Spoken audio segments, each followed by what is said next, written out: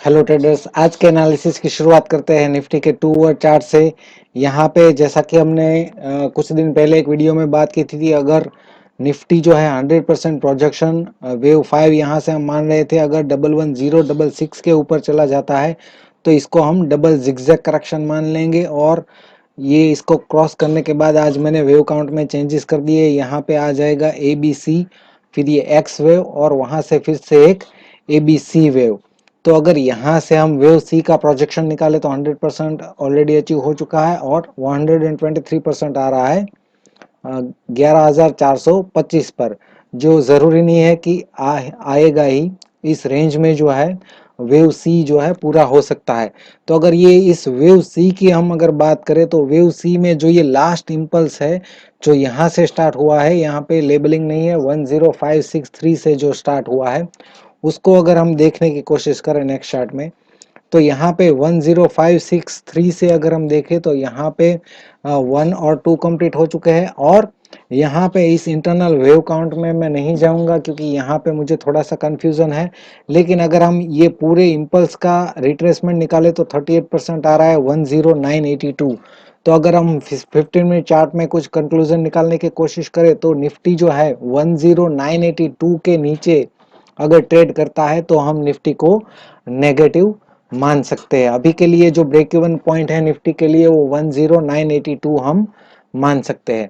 और अगर हम इमीडिएट मूव की बात करें, अगर जानने की कोशिश करें कि कल क्या पॉसिबिलिटी हो सकती है, तो अगर ये डिक्लाइन जो है 11232 से उसको अगर हम 5 मिनट चार्ट में देखें तो यहाँ पे एक डिक्लाइन जो है, शार्प डिक्लाइन आज मॉर्निंग में हमें देखने को मिला, वो एक ए और 1 हो सकता है। फिर ये एक करेक्टिव बाउंस बी और 2, और यहाँ से अगर हम सी और 3 के प्रोजेक्शन निकाले तो 100% ऑलरेडी अचीव हो चुका है और वहाँ से हमें एक शार्प बाउंस देखने को मिला है। तो अगर हम फर्स्ट लुक में देखें इस चार्ट में यहाँ पे, तो हमें लग रहा है कि ये एक ABC मूव हो चुका है और वहाँ से हमें शार्प बाउंस भी देखने को मिला है। तो हो सकता है यहाँ पे 1 2 3 4 और यहाँ से वेव 5 स्टार्ट हो गया है। लेकिन अगर हम इसके वेव सी के इंटरनल वेव काउंट को देखें तो यहाँ पे हमें बॉटम में एक पॉसिबिलिटी दिखाई दे रही है इरेगुलर करेक्शन की। हो सकता है यहाँ पे एक ABC टाइप का इरेगुलर करेक्शन पॉसिबल है। तो अगर ऐसा है तो हमें यहाँ से फिर से एक शार्प डिक्लाइन निफ्टी में देखने को मिल सकता है।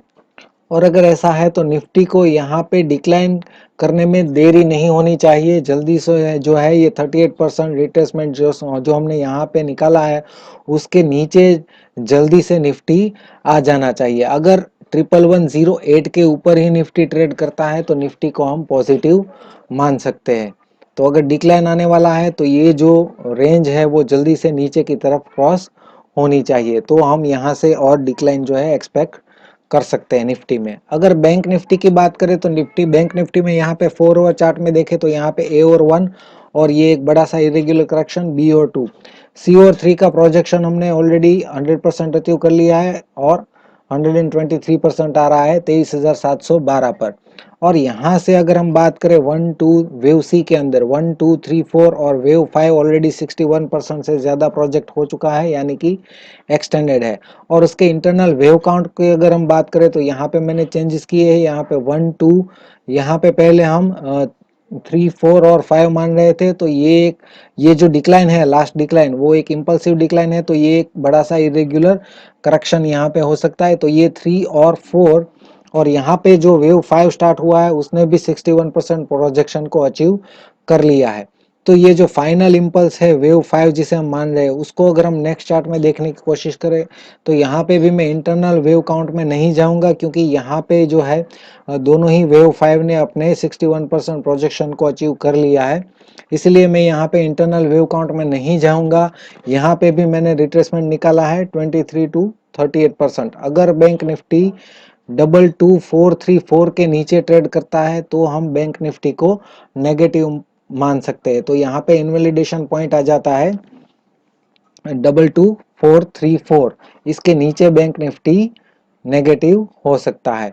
और अगर इमीडिएट मूव की बात करें तो अगर हम डिक्लाइन को देखें, जो डिक्लाइन यहाँ से आज से स्टार्ट हुआ है वहाँ पे एक शार्प डिक्लाइन हम ए और 1 मान लेते हैं और ये करेक्टिव डिक्लाइन बी और 2।